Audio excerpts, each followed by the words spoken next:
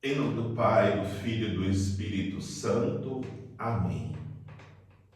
Providência Santíssima do Eterno, Onipotente e Misericordiosíssimo Deus, que tudo tendes providenciado e providenciareis para o nosso bem. Providenciai em todas as nossas necessidades. Assim creio, assim espero. Seja sempre feita a vossa santíssima vontade. Amém. No início desse nosso encontro, dessa nossa formação, nós começamos uma jornada, uma caminhada. Essa caminhada é uma caminhada para a santidade. O objetivo é atingir a santidade de vida. Para essa caminhada, nós vamos trazer para nos ajudar, para falar conosco, 7 santos doutores e doutoras da Igreja. Vamos ouvir Santa Teresa d'Ávila, As 7 Moradas, o livro da vida, que nos ensina a vivermos uma espiritualidade profunda até atingirmos a santidade de vida. É claro que pela quantidade, pelo volume destas obras, vamos apenas fazer menções, mas serão de muita ajuda para nós trilharmos o caminho da santidade. Vamos ver também as confissões de Santo Agostinho, a sua conversão, a sua caminhada, para que possamos, em Santo Agostinho, vermos as nossas misérias, mas também vermos a graça que Deus nos dá para mudarmos de vida e chegarmos à santidade. Vamos ouvir também sobre São Francisco de Sales, a vida devota, que é a vida que deve levar todo cristão, leigo, clero, consagrados, consagradas. Vamos ouvir também Santa Teresinha de Jesus, vamos ouvir sobre a pequena via de Santa Teresinha do Menino Jesus. Vamos também trabalhar São Bernardo de Claraval. Santo Agostinho é reconhecido como o santo que mais produziu obras cristãs latinas. E depois, o segundo que dizem foi São Bernardo de Claraval. E é até interessante que São Bernardo, sendo monge cisterciense, muitas vezes tinha que combater imperadores, exortar papas. Isso agitava muito a sua vida. E quando ele voltava para a sua cela, ele lia Cântico dos Cânticos. Ele falava: eu rezo, eu leio o Cântico dos Cânticos para que eu possa sempre entender para que eu fui chamado. Nós sabemos que Cântico dos Cânticos é o livro que fala profundamente do amor. Então, São Bernardo de Claraval entendia que não foi chamado para combater com armas humanas, com imperadores, mas foi chamado para amar. Então vamos citar muitas vezes São Bernardo de Claraval. Vamos também trabalhar São João da Cruz, a espiritualidade, a noite escura da alma. Vamos trabalhar Santa Catarina de Sena, aquela que teve revelações de o próprio Deus Pai falando com ela nas suas visões, que vamos aqui também estar trabalhando. Eu quero que cada um olhe para a sua vida espiritual no dia de hoje. Sei que ninguém entra para a vida espiritual, para a vida cristã, para a comunidade, com o desejo de se perder pelo caminho. A meta é a jornada espiritual até atingir a santidade. E o tema dessa primeira palestra é o chamado à santidade. Eu pedi que cada um olhasse para a sua própria vida, porque eu quero trazer 3 exemplos dos primeiros discípulos chamados, que se tornaram apóstolos, com exceção de um que é Judas Iscariotes. Aquele que não avança, retrocede. Na nossa vida cristã, nossa vida religiosa, de consagrado, de sacerdotes ou leigos na igreja, temos que sempre progredir. Judas não tinha intenção de terminar como ele terminou.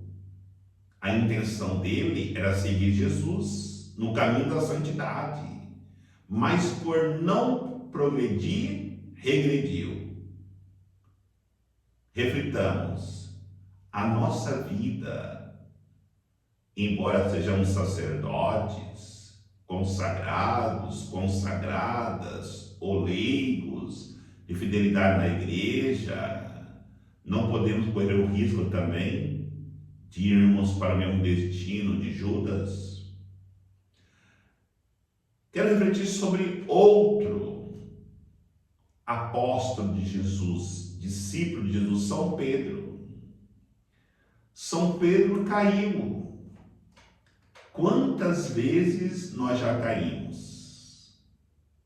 Mas Pedro teve a graça de se colocar sob a graça de Deus, se levantou e continuou a caminhada e chegou à santidade. Chegou naquilo que ele foi chamado a ser, santo.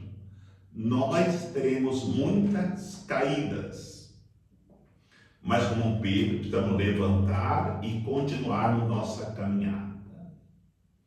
Mas teve um terceiro apóstolo que eu quero trazê-lo como modelo, que é São João.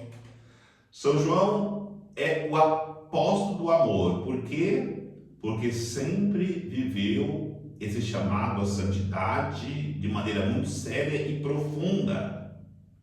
E por isso ele chegou até as últimas consequências. Só quem ama, só quem vive com seriedade o seu chamado à santidade pode ir às últimas consequências até a cruz por Jesus. E lá estava ele na cruz.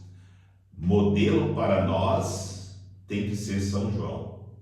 Podemos até, muitas vezes, sermos Pedro, cairmos e levantarmos, mas nunca deixarmos chegar à situação de Judas Iscariotes. Então vamos trabalhar esse chamado à santidade.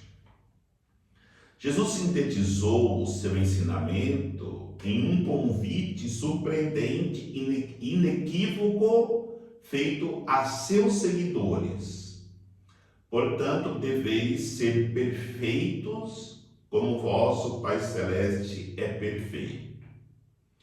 Mateus capítulo 5, versículo 48. Perfeitos em pureza de coração, perfeitos em compaixão e amor, perfeitos em obediência, perfeitos na conformidade com a vontade de Deus, perfeitos na santidade. Estas deverão ser as nossas metas a serem atingidas.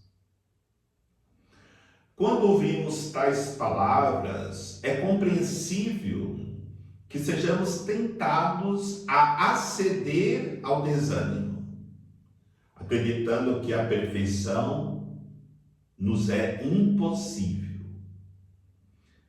E de fato, se tivermos de depender de nossa própria capacidade, com certeza o é. Tão impossível como a entrada dos ricos no céu, ou que um homem e uma mulher permaneçam fiéis em suas vidas inteiras de casados. Então, o rico entrar no reino dos céus é humanamente impossível. Jesus diz isso no Evangelho, mas quando a graça age na vida da pessoa, isso se torna extremamente possível. A mesma coisa, como é que pode um homem e uma mulher, ainda mais no mundo que vemos hoje, viverem unidos até a morte? Não é a força humana, é a graça de Deus que age ali no matrimônio para que isso possa acontecer. Quantas pessoas rezavam mais dentro da família, os casamentos duravam 30, 40, 50 anos. Hoje não tem mais duração em casa, falta a graça de Deus e por isso chega um tempo que não se suportam mais. Mas com Deus tudo é possível, até mesmo nossa transformação. O Papa João Paulo II, hoje São João Paulo II, elenca 3 redescobertas a que o Espírito Santo conduziu a Igreja. Começando com o Concílio Vaticano II, que foi concluído em 1965. Uma dessas redescobertas é o chamado universal à santidade. Não se tinha muito claro esta convicção de que todos são chamados à santidade de vida. Até se pensavam que eram chamados à santidade o Papa, os padres, os monges, os religiosos, as religiosas, e o Vaticano com esse protagonismo do leigo despertou essa reflexão, chamado universal à santidade. Então, todo fiel cristão, qualquer que seja o seu estado de vida, é chamado à plenitude da vida cristã e ao aperfeiçoamento da caridade. No novo milênio inuente do Papa João Paulo II, ele trata sobre isso, como também no Mengêncio, capítulo 40, trata dessa realidade, o chamado universal. Antes de prosseguirmos em nossa palestra de caminhada espiritual, façamos uma análise inicial do que realmente significa santidade. Lá na Epístola aos Efésios, lemos que nele somos escolhidos antes da fundação do mundo, para que fôssemos santos e irrepreensíveis diante dele. Efésios capítulo 1, versículo 4. Esta é a definição de chamado universal à santidade. Nós fomos chamados, antes da fundação do mundo, à vida de santidade.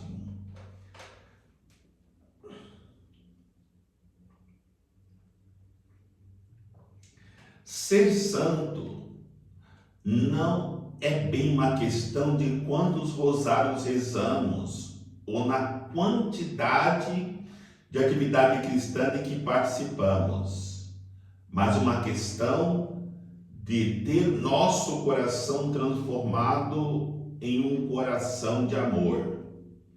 É uma questão de cumprir os grandes mandamentos que sintetizam toda a lei e os profetas. Amar a Deus sobre todas as coisas e o próximo como a ti mesmo. Chegando a esses mandamentos, amando a Deus sobre todas as coisas e o próximo como a si mesmo, atingimos a santidade. Ou como diz Santa Teresa d'Ávila, a santidade é uma questão de unir nossa vontade à vontade de Deus. E a vontade de Deus é que nós amamos a Ele e os nossos irmãos. Vivendo isso, chegando a esta realidade, atingimos a plenitude da vontade de Deus. Santa Teresa de Lisieux diz algo muito semelhante. A perfeição consiste em fazer sua vontade, em ser o que Ele quer que sejamos. Sermos aquilo que Deus quer que sejamos. Se Deus quer-nos santo, vamos ser santos, como sacerdotes, como aqueles que vivem a vida matrimonial, aqueles que querem se consagrar, a vida religiosa, a vida consagrada, sem em nada resistir à sua graça. Como ela disse já no fim da sua vida, Santa Teresa d'Ávila, não quero morrer mais que viver. O que eu amo é o que Ele faz, o que Ele quer. Uma união dessa profundidade com Deus é absolutamente inalcançável por nossos esforços pessoais. Trata-se de uma dádiva que somente Deus pode conceder, pois somos totalmente dependentes da sua graça para avançarmos na vida espiritual. Como uma criança depende do seio materno para poder avançar na vida, nós somos dependentes da graça de Deus para avançarmos no caminho da santidade. Não obstante, também sabemos que Deus anseia por conceder-nos essa graça e ter-nos nessa profunda união. Sem Ele não podemos fazer nada, mas com Ele todas as coisas são possíveis. Sem Deus é impossível concluir essa jornada com êxito. É impossível chegar à santidade. Mas com Ele, em certo sentido, já estamos lá. Ou seja, se nós nunca desviarmos do caminho dele, é certeza que nós já estamos lá. Isso é a fé que nos impulsiona, quando estamos no caminho reto, a sabermos que, embora todas as barreiras, dificuldades que vamos enfrentar, já estamos lá, porque estamos sempre no caminho certo. Ele é verdadeiramente o caminho e o destino. A nossa vida está, nesse exato instante, escondida com Cristo em Deus, como diz São Paulo aos Colossenses, capítulo 3, versículo 3. Ao mesmo tempo, nosso esforço é indispensável. Ele não é suficiente para realizar tal união, mas é necessário. Os santos falam de estarmos dispostos para esta união. Nós queremos estar unidos a Cristo. Nós devemos querer chegarmos a essa união. Logo, os esforços que fazemos ajudam-nos a estar disponíveis para receber os dons de Deus. Se realmente damos valor a algo, precisamos estar dispostos a fazer tudo o que nos ajudará a alcançar o objetivo. Contudo, sem a graça de Deus, não podemos sequer saber o que é possível nem o desejar. Tampouco terá força de fazer algum esforço nesse sentido. É a graça de Deus que nos permite viver o grande compromisso espiritual. Então, se eu quero atingir uma santidade como Santa Teresa d'Ávila e não for vontade de Deus que eu chegue a esse nível, eu vou estar batalhando sabendo que eu vou perder a guerra. Se eu quero ser sacerdote, se eu quero ser um consagrado, uma consagrada, mas não for a vontade de Deus, a graça de Deus não agir, se torna impossível. Se eu quero casar e a minha vocação é para ser religioso, religiosa, consagrado, consagrada, sacerdote, a graça de Deus não age. Então, será impossível. Tudo depende da graça de Deus.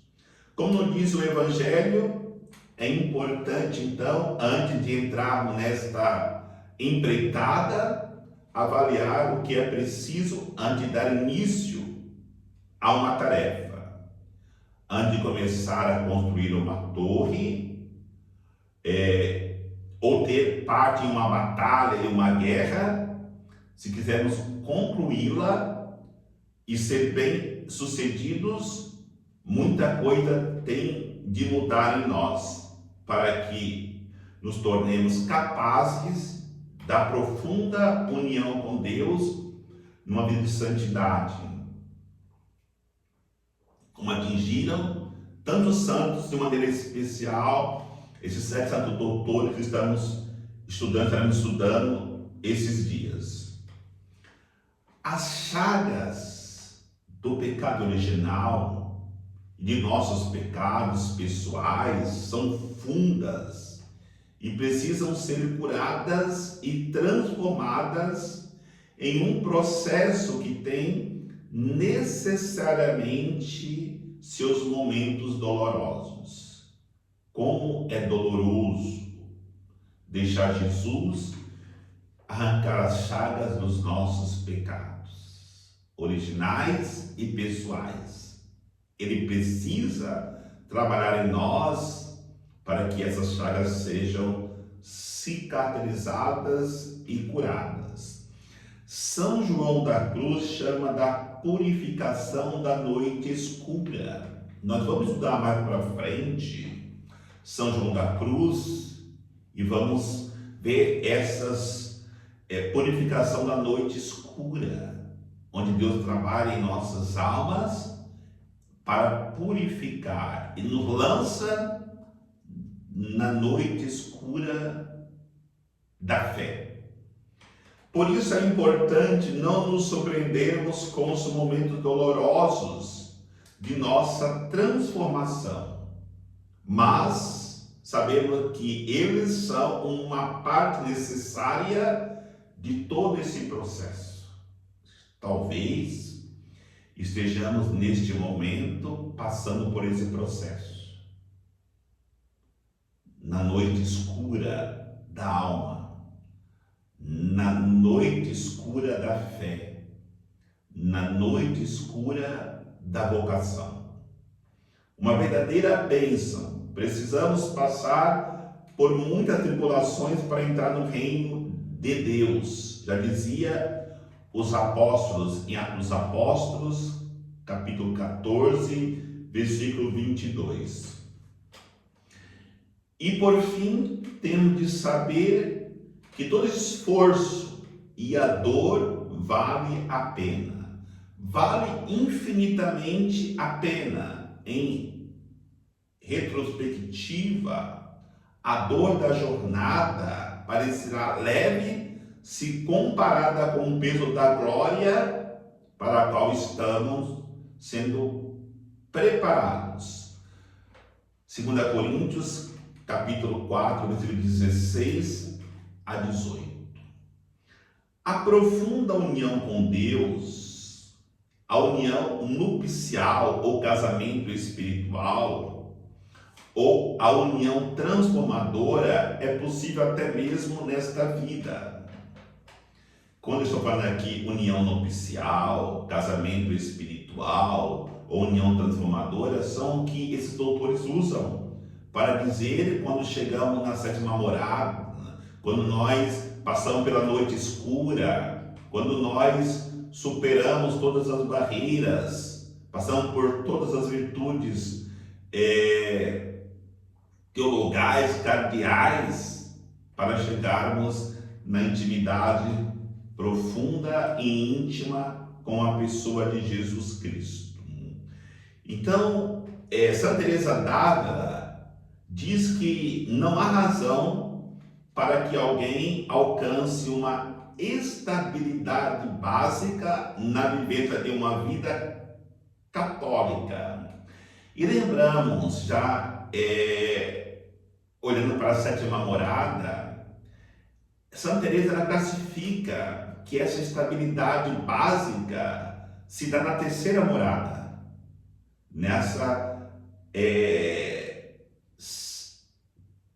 esse sistema que ela usa de sétima morada. Essa estabilidade básica começa lá na sétima morada.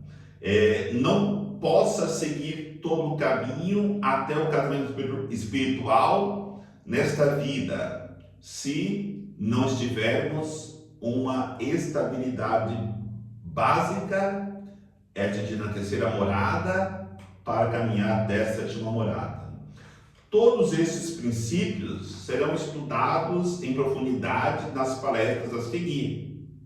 Agora precisamos reconhecer a importância da redescoberta do chamado universal à santidade e definir qual será a nossa resposta a este chamado. É provável que, de alguma forma, todos nós saibamos que somos chamados à santidade, mas talvez tenhamos a dificuldade de responder. Saber é fácil, o difícil é responder, é caminhar dentro deste chamado. Quando percebemos o desafio do chamado e vemos todos os obstáculos, é fácil raciocinar postergações e ajuste e acabar evitando uma resposta imediata e incondicional. Vamos estudar Santo Agostinho e vamos ver isso nele. Ele ia postergando a sua conversão. Imediatamente não. Espera mais um pouquinho, por favor.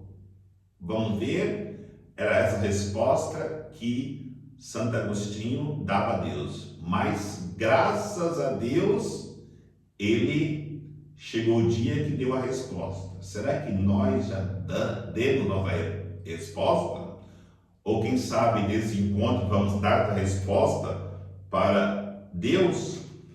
Não é incomum, por exemplo, passar a bola para outras pessoas que julgamos estar em melhores condições para responder incondicionalmente esse chamado à santidade de vida.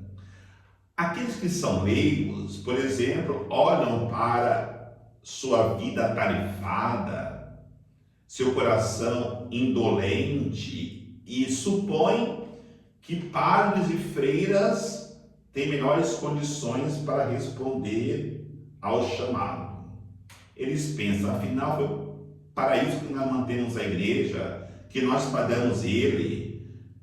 Podemos pensar que quando nossos filhos crescerem, ou quando nos aposentarmos, ou depois que passaram a crise dos negócios, ou quando não tivermos de cuidar de pais com problema de saúde, ou quando tivermos empregos melhores, ou nos casarmos, ou tantas coisas que nos levam a postergar esse chamado de Deus, então dizemos que então estaremos em melhores condições de responder esse chamado à santidade. Exatamente esta é uma realidade perigosa que os leigos passam. Nós temos até aquela situação, quando fica doente a mãe ou o pai ou algum parente, a primeira coisa que eles fazem no leigo é chamar a irmã, o irmão, o padre para cuidar da família que está doente, porque acham que eles são santos e o santo não tem nada para fazer, não tem trabalho. Infelizmente, ser padre ou freira não afasta também essa mesma tentação do leigo, de também passar a bola. Com a diminuição de seus números, com a falta de vocação, é fácil e compreensível que os padres e as freiras se sintam sobrecarregados com suas responsabilidades e tenham um ritmo de vida tão intenso que talvez acreditam que as ordens de clausura é que estão realmente em condições para atender de forma incondicional ao chamado à santidade. Nós vamos ter uma palestra que fala sobre a oração. E o que nós colocamos aqui talvez tenha um perigo nosso de não termos tempo de rezar.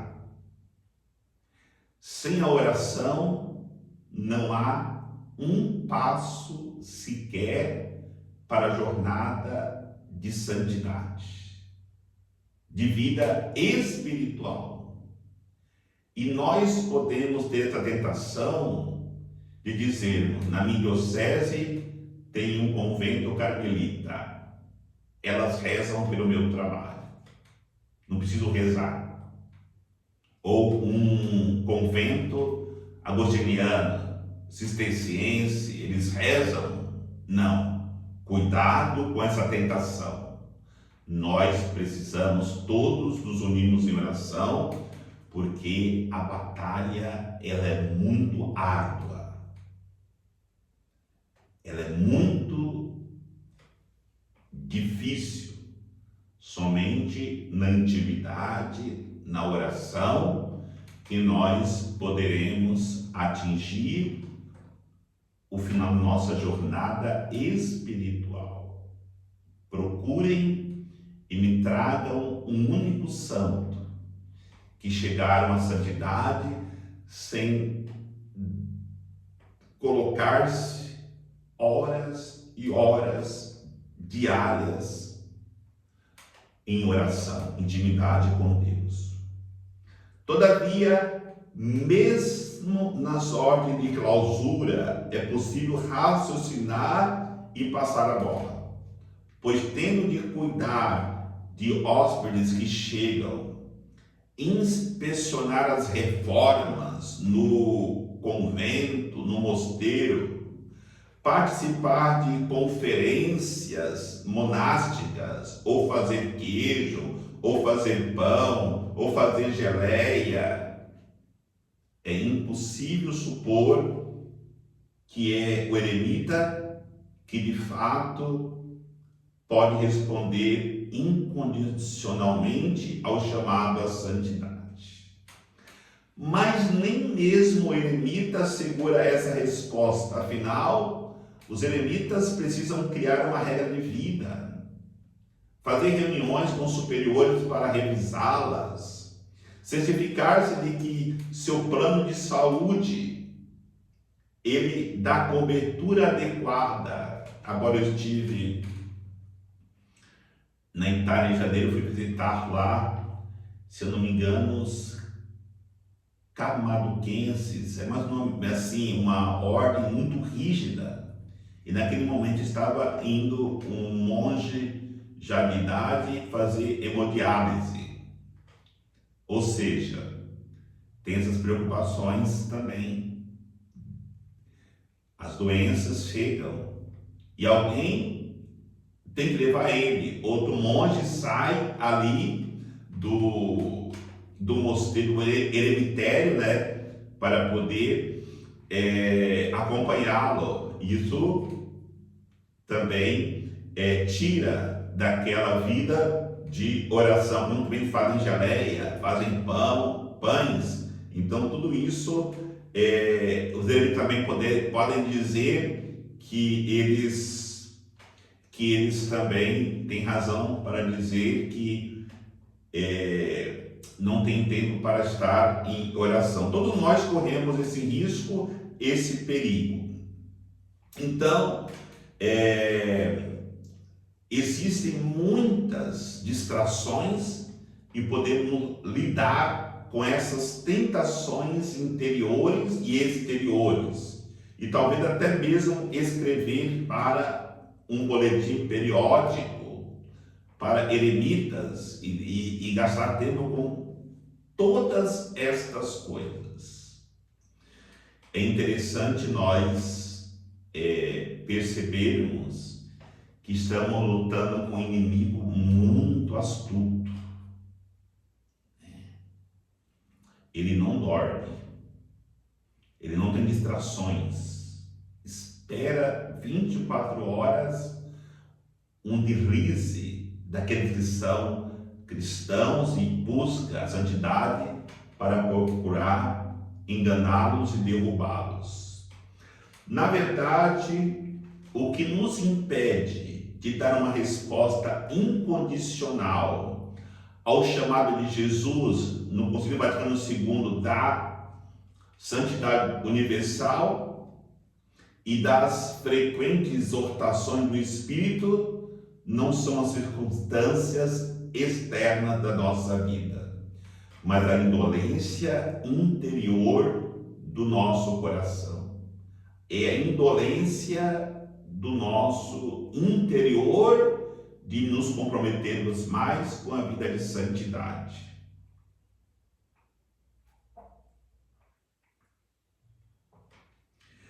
Precisamos reconhecer que nunca haverá melhor momento, nem melhor conjunto de circunstâncias que agora para dar uma resposta incondicional ao chamado à santidade. É o momento presente que Deus nos fala, que é propício para dizermos, a partir de agora, não quero mais viver essa vida. Nós vamos, quando tratamos Santa Teresa d'Ávila, preste atenção quando falarmos Santa Teresa d'Ávila. Quanto tempo, quantos anos ela passou de uma morada para outra? Ela até diz que por 14 anos ela viveu uma vida espiritual morna. E nós vamos acompanhar, quando vamos falar dela, ela está no livro da vida, eu falo que é a sua principal obra, que vamos perceber até que ela teve contato com a obra de Santo Agostinho, as Confissões, e eu até acho que o livro da vida dela é muito semelhante, inspirado no livro Confissões de Santo Agostinho. Então, nós precisamos dar essa resposta incondicional, porque nós não sabemos quanto tempo ainda teremos nesta terra. Não sabemos quanto tempo viveremos, nem o que o futuro reserva. Portanto, agora é o momento adequado. As coisas que julgamos que sejam obstáculos são exatamente os meios que Deus nos está dando para levarmos a depender dele com mais intensidade. Então isso é muito importante refletirmos. Aquilo que nós achamos que é obstáculo, os superiores, o professor que puxa muito nas matérias, um irmão que é difícil de conviver com ele, uma irmã. Nós achamos que isso aí é um obstáculo, mas não é um obstáculo, muito pelo contrário. É Deus nos dando a sua graça para nós caminharmos com passos mais largos no caminho da santidade. Outra possibilidade é que, por vezes, o que nos impede de dar uma resposta incondicional nas circunstâncias atuais é acreditar que não precisamos dar demasiada atenção a isso agora, pois mais cedo ou mais tarde, qualquer purificação necessária será realizada no purgatório. Olha o pensamento que talvez não de maneira explícita, mas inconsciente no nosso psicológico, porque nós aprendemos na aula de teologia que quem vai para o purgatório não vai para o inferno. E muitos, já que é muito difícil ou até acham impossível a caminhada, a jornada para a vida de santidade, então se contenta ir para o purgatório. Ah, se nós soubéssemos que a angústia de estar tão próximo de Deus e não poder contemplá-lo, a agonia de eu ter podido me esforçar um pouco mais, mas eu fiquei nos deleites dos prazeres, não renunciei àquela minha contumácia de me fechar para o orgulho, me fechar para os ciúmes, não me abrir para ser curados dessas imperfeições, e chorarei amargamente, porque estarei a um passo do céu e da mesma maneira eu estarei tão longe do céu vivendo o purgatório. É verdade que nem sempre alcançamos o objetivo que buscamos e é bom termos uma alternativa. Se quisermos o céu no momento da morte e de fato morrermos em amizade com Cristo, mas não tivermos transformados o suficiente para termos condições para ver a Deus, o purgatório será uma bênção maravilhosa. No entanto, se nosso objetivo é o purgatório e não alcançarmos, não existe uma alternativa ou uma boa alternativa para ele. Então, não vamos de maneira alguma nos contentarmos com um purgatório, porque podemos até usar aqui aquele exemplo que eu dei. É claro que isso aqui é um exemplo, a misericórdia de Deus é infinita, então pegamos aqui, entrar no céu direto, São João, ouvir a Deus, amá-lo e irmos até a última consequência com a cruz. Isso é céu direto. Vamos ver aqui Pedro. Se Pedro não tivesse se arrependido, se Pedro,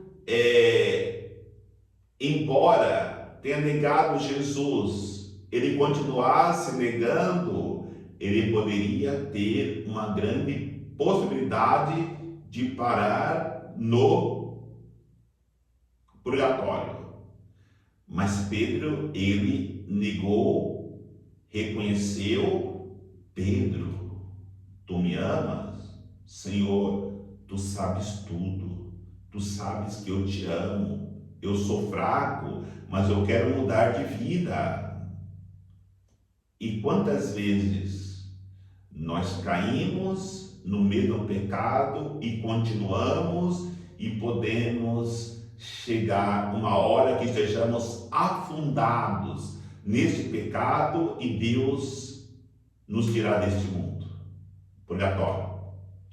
E a outra realidade na outra ponta é correr-se um grande risco de ir para o inferno. Negar Jesus, trair Jesus, mesmo comungando a Eucaristia, mesmo comungando a sua palavra, mesmo sendo consagrado, mesmo sendo consagrada, mesmo celebrando missa. Olha o perigo. Então, reflitamos sobre isso. Então, nós temos que trabalhar para conseguirmos participar e vivermos o propósito de Deus em nossas vidas.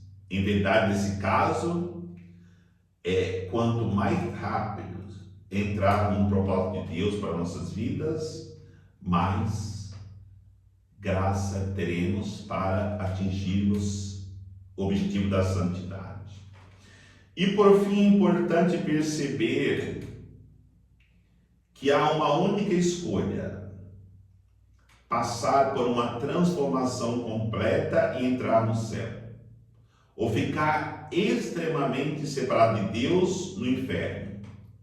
Existem apenas dois destinos últimos, e se querermos entrar no céu, temos de estar prontos para ver Deus. Portanto, a santidade não é uma opção. Há tão somente santos no céu. A transformação total não é uma opção possível no meio de tantas outras opções possíveis.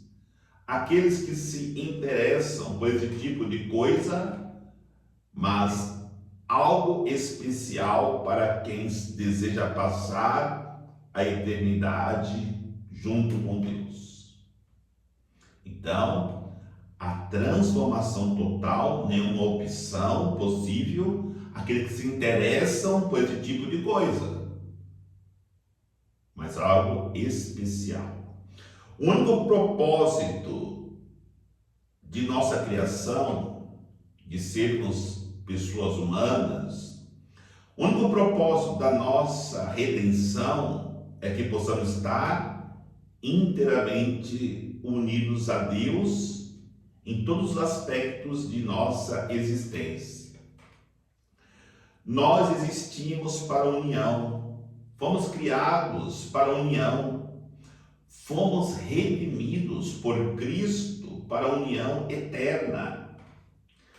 Quanto antes fomos transformados em pecadores a santos, mais felizes e mais satisfeitos seremos. Logo, a única maneira de alcançar a satisfação de todos os desejos é empreender e concluir a jornada até Deus. Apenas Jesus vê a face do Pai. E é por intermédio de Jesus que podemos ser preparados para partilhar de uma visão do Pai. É por meio de nossa união com Jesus, nossa contemplação de sua face, que somos transformados pouco a pouco e preparados para a visão beatífica, que é muito mais do que normalmente entendemos por ver. É, em verdade, um participar do conhecimento e do amor estáticos da Trindade. Um participar do próprio amor. Era esta realidade que inflamava os santos, porque quando chegavam, vão pegar o sistema de classificação de Santa Teresa d'Ávila, dentro da sete morada, quando chegava o casamento espiritual, os santos, eles participavam do próprio amor de Deus, eles tinham conhecimento dos mistérios da Santíssima Trindade. E ali vivendo, eles viviam sempre em êxtase. Vivam sempre na plenitude do amor. E é este objetivo que temos no desejo de chegarmos à santidade.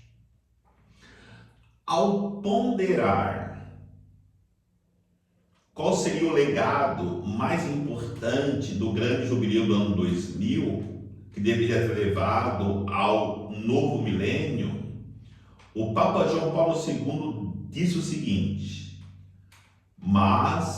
abre aspas, mas se perguntarmos qual é o âmago do grande legado que ele nos deixa, eu não hesitaria em descrevê-lo como a contemplação da face de Cristo.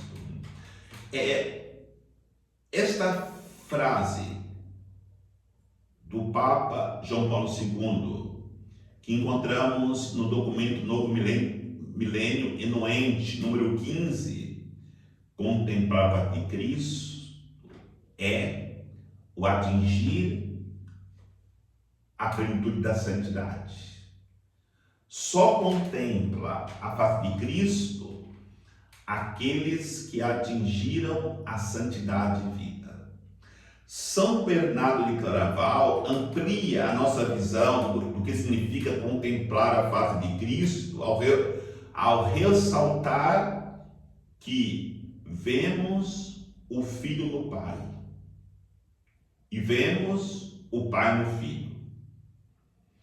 O santo também nos incentiva com entusiasmo a fazer a jornada até Deus.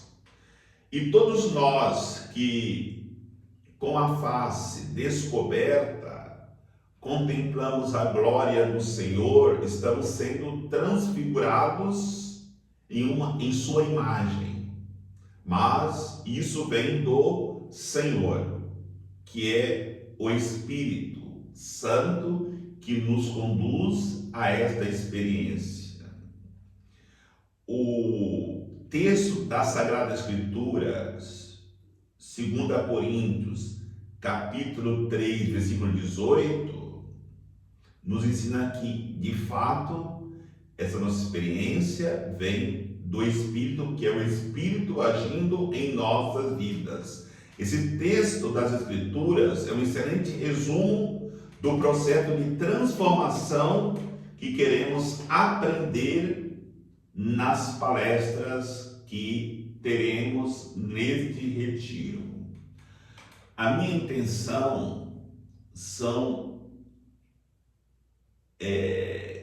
11 palestras que serão ministradas neste curso. Ou melhor, nesta formação, neste encontro, que possamos aproveitar ao máximo esses ensinamentos que não são meus, vão perceber que tudo que eu falar, eu vou estar citando um desses 7 santos doutores de vida espiritual, de vida mística na igreja, para podermos entender que eles são para nós exemplos, que devemos segui-los, nós queremos de fato atingir jornada de santidade na vida espiritual. Que o Senhor nos abençoe, em nome do Pai, do Filho e do Espírito Santo. Amém. Ave Maria, cheia de graça, o Senhor é convosco, bendita sois vós entre as mulheres, bendito é o fruto do vosso ventre, Jesus. Santa Maria, Mãe de Deus, rogai por nós, pecadores,